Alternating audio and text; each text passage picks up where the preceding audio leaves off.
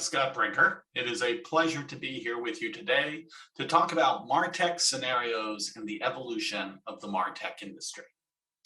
Let me go ahead and share a presentation that I've brought with me. Fantastic. So we will look at three primary evolution areas of MarTech around commerce, big ops, and no code. So I'm Scott Brinker. I'm the editor of chiefmartec.com, a blog on marketing technology. I've been writing for, well, since about 2008. I'm also the VP of Platform Ecosystem at HubSpot and the best-selling author of the book, Hacking Marketing. I'm also the person behind this crazy landscape of all the marketing technology solutions in the universe, at least all of the ones that we could count. This was the 2020 map. Here you can see a marketer in the wild attempting to use this. It's really crazy how this entire industry has just exploded exponentially over the past decade. The first map of that MarTech landscape I did in 2011 had around 150 solutions on it. The one in 2020 had 8,000. We are currently in the process on working on assembling the 2022 version, which will be out next month. And without giving away too many spoilers, it's not shrunk. So what's happening here? I call this the Great App Explosion. And the Great App Explosion is bigger than just that explosion of the marketing technology landscape. The firm at IDC, the analyst firm IDC, has estimated that over 500 million digital apps and services will be developed and deployed using cloud-native approaches by 2023. Now, only a fraction of these will be packaged software solutions, such as the kind we list on the marketing technology landscape, and of course, for many other categories as well, too. But the vast majority will be custom software that is built for individual businesses. And so it's worth just taking a look at the relationship between all these different kinds of software and apps that we have in the cloud. And I look at this as a spectrum from general purpose infrastructure up to business specific logic. And in general purpose infrastructure, right, we have the major cloud platforms like AWS and Microsoft Azure, Google Cloud. On the other end of the spectrum, we have custom apps built for individual businesses, including things like websites and mobile apps. And while there are maybe, tens of cloud platforms in the world right now, there are millions of custom apps. Now, what's interesting is along this spectrum from general purpose infrastructure to business specific logic, we have more and more layers of other kinds of platforms and apps that are available to us. On top of cloud platforms, we have API platforms like Twilio and Stripe and Auth0. With app platforms, now we start to have interfaces for business users, not just developers, things like Salesforce and HubSpot and Shopify, Adobe and Oracle.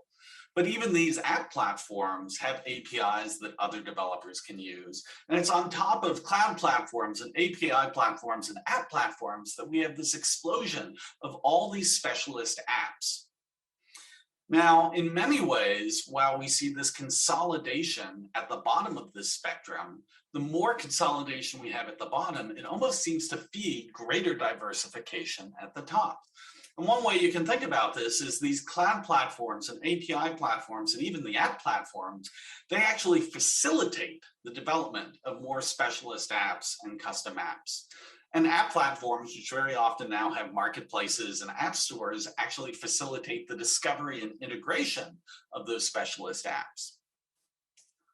Now, part of this is the supply side, of all these cloud platforms and app platforms, that are allowing developers to build specialist apps and custom apps on top of them.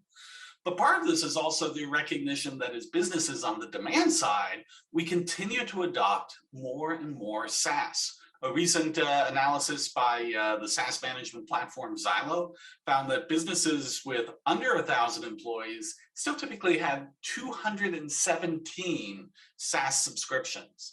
By the time you got to organizations of 5,000 or more employees, on average, they had 609 SaaS subscriptions.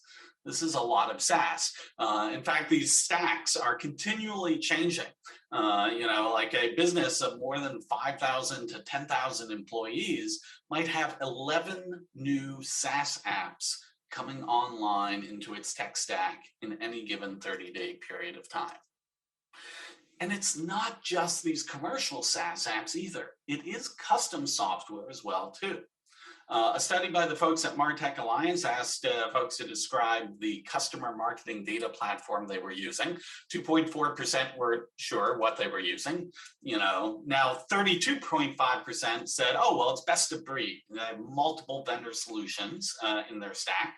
10.5% said they were using a single vendor for that customer marketing data platform. And this is the classic trade-off we've seen in MarTech, right? The choice between best of breed versus single vendor in about that ratio.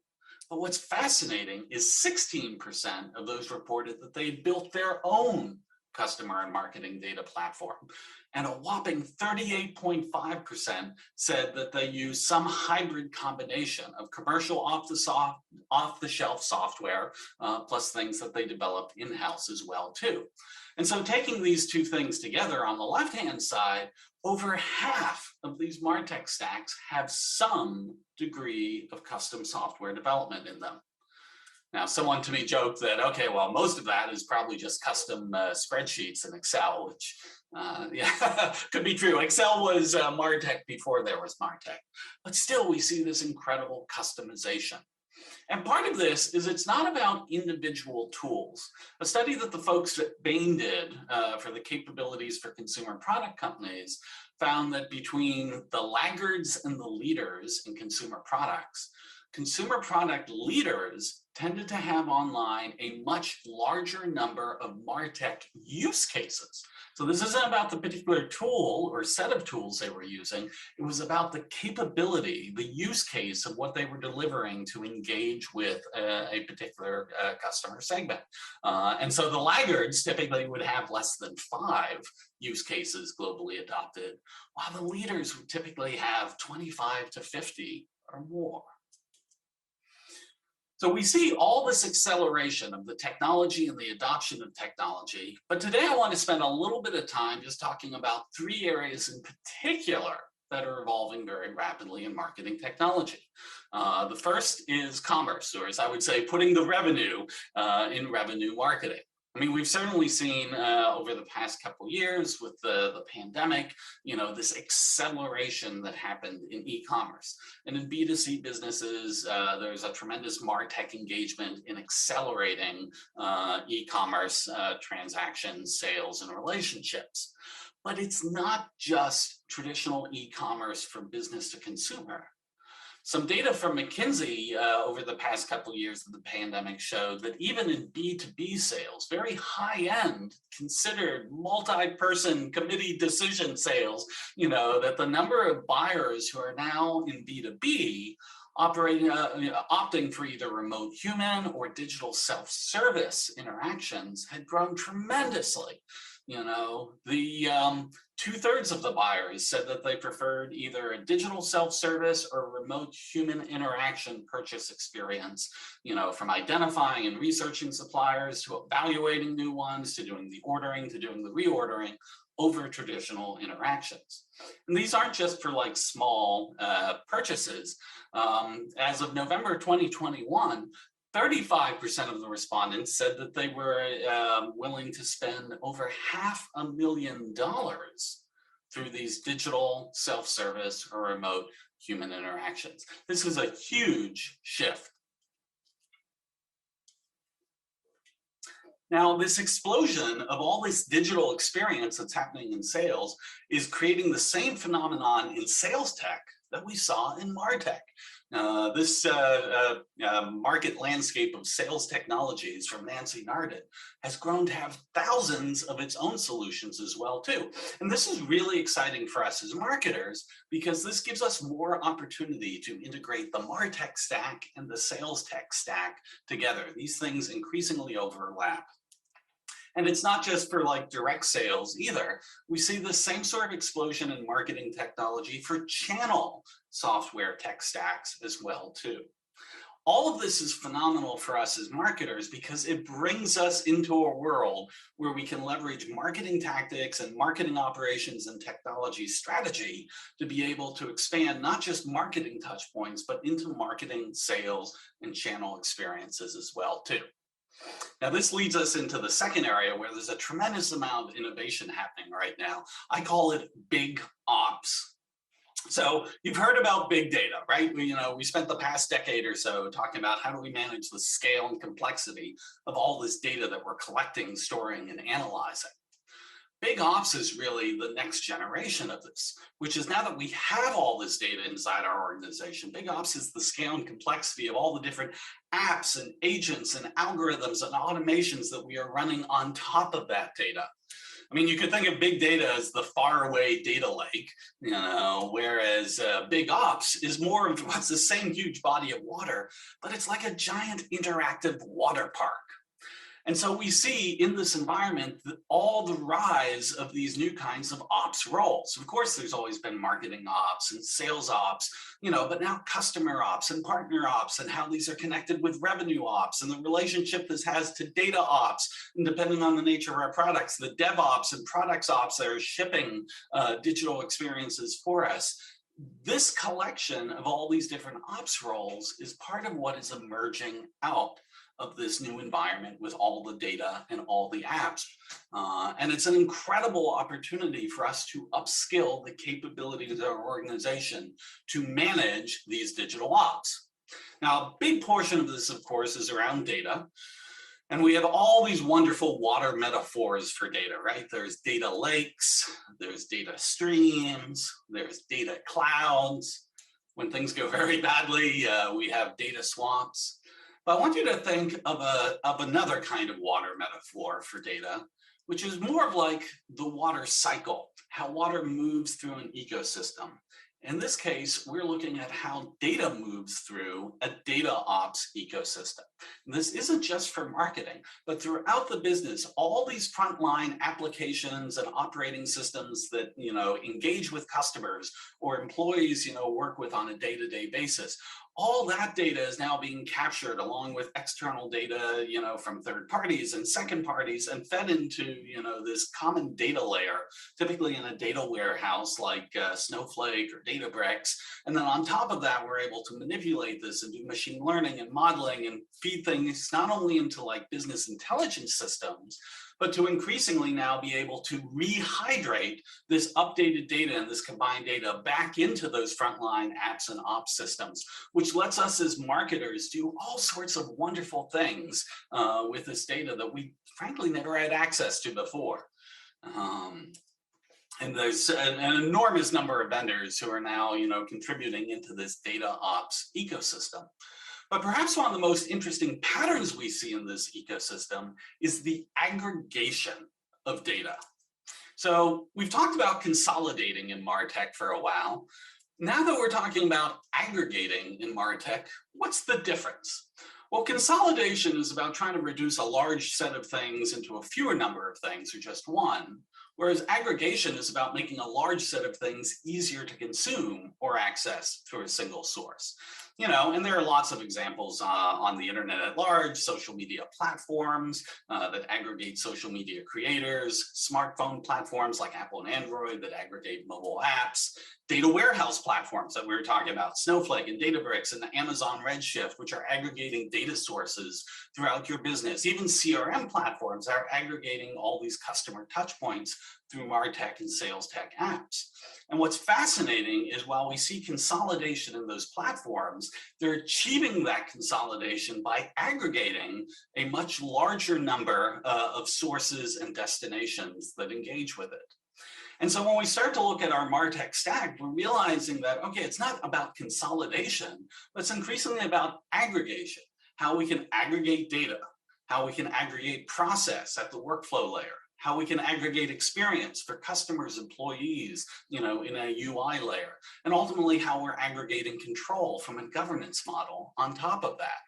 And so now we see more and more products in our MarTech stack, or even more broadly, our business tech stack, that are focused on that integration. So data warehouses for data, of course, and specialized data aggregation systems like DAM and CDP and master data management. I mean, even shared spreadsheets are a kind of data aggregation tool. In workflow, we have iPaaS and workflow automation, business process management, robotic process automation, data pipelining, and ETL automation. In UI, we've got these shared collaboration tools like Teams and Slack and Google Workspace, shared analytics tools like Looker and Tableau, and then of course domain-specific platforms, CRMs like HubSpot and Salesforce. And then even at the governance layer, having things like SaaS management tools and privacy and data governance systems, identity access management systems, all these are aggregating tools, because the more data sources or other touch points or other applications you have, the more value that these aggregation platforms and apps provide to you. And it's a really interesting thing happening here in the MarTech stack, where we see both aggregation and data workflow, UI, and governance layers. And then these are like horizontal layer aggregation, while we also see vertical aggregation for like particular domains like CRM or ITSM or ERP. And it's the interaction between these two where there's just so much opportunity for modern marketing technology management. Then the last area where there's a lot of innovation happening here is the shift into no code. And when I use the phrase no code, I mean this very broadly. You know, it's not just about building apps, it's about everything from building landing pages to website forms, whole websites or interactive content, web apps, mobile apps, database apps, of course, chatbots, voice assistants, integration flows, workflow processes, data analysis, machine learning, video creation, basically all of these areas where we used to need a specialist to do something, that now we can use these no-code tools as marketers and marketing operations people to do much more of this ourselves. And there's so much innovation happening in this space with AI right now. For instance, like in this tool Typecast that allows you to type in a script and have an AI voice actor in video automatically come to life. That is a kind of a no-code creation experience. And what's fascinating is we see all this innovation happening around what's called the creator economy. You know, these individuals out there who are leveraging these tools and leveraging platforms, you know, like Instagram and TikTok and Facebook, you know, to be able to build independent businesses and create audiences of their own. What's so amazing is that explosion of all that creator-like energy that's happening outside of our modern organizations. We have the opportunity to look forward to bringing those capabilities into organizations as well too. As AI engines feed a new generation of no-code tools, it's not just about feeding individual creators in the creator economy, but it's how we harness those creator capabilities inside our organizations in the corporate economy. You know, and going back to this data point where over half, you know, of the marketing tech stacks out there for customer and marketing data had some level of custom development, you know, this is a kind of creator activity that we want to be able to harness. There's this great article, Why No Code Operations Will Be the Next Big Job in Tech.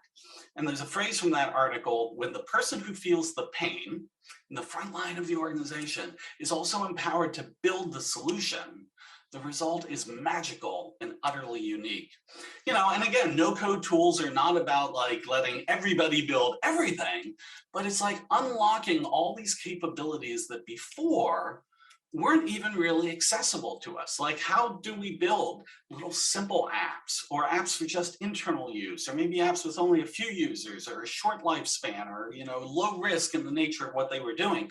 Like so many things we want to do in the current digital business that classically have they been underserved because they were not worth the time and the cost of pro developers to build those. You know, if you're familiar with Clay Christensen's you know, model of disruptive innovation, this is a perfect example of it. Is for the most part, these no-code tools are actually letting us do more of the low-end use cases that were being underserved by expert solutions. And it unlocks a tremendous amount of new productivity for marketing tech and marketing operations leaders. But of course, what happens over time, is as these tools continue to get better and better, they will also be able to serve more mid-range use cases, eventually even high-end use cases. And there, these no-code tools don't just become about digital self-service, but they become about enhancing the productivity of the experts themselves who can wield them effectively too. To just give you one example, AppSheet, which is a no-code app builder, mostly for internal apps that Google now owns.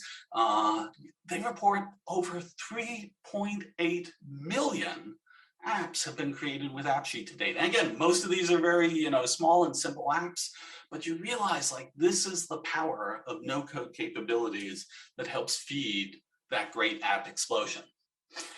So I know this is a lot to cover here in 20 minutes, but what I want to leave you with is there's never been a better time to be in marketing or marketing technology. There's so much innovation happening across the entire landscape, but certainly even just within these three areas that we've discussed, the innovation happening around commerce, in marketing and sales in our intersection, all the work around big ops of how marketing gets more and more integrated with the data ops ecosystem of the rest of the organization and how we can leverage that. And then these no-code capabilities that empower more digital self-service capabilities and let us harness that energy of the creator economy inside the corporate economy as well too. So with that, I will say thank you so much for having me, and I hope you have a wonderful time with the rest of the conference. Thank you.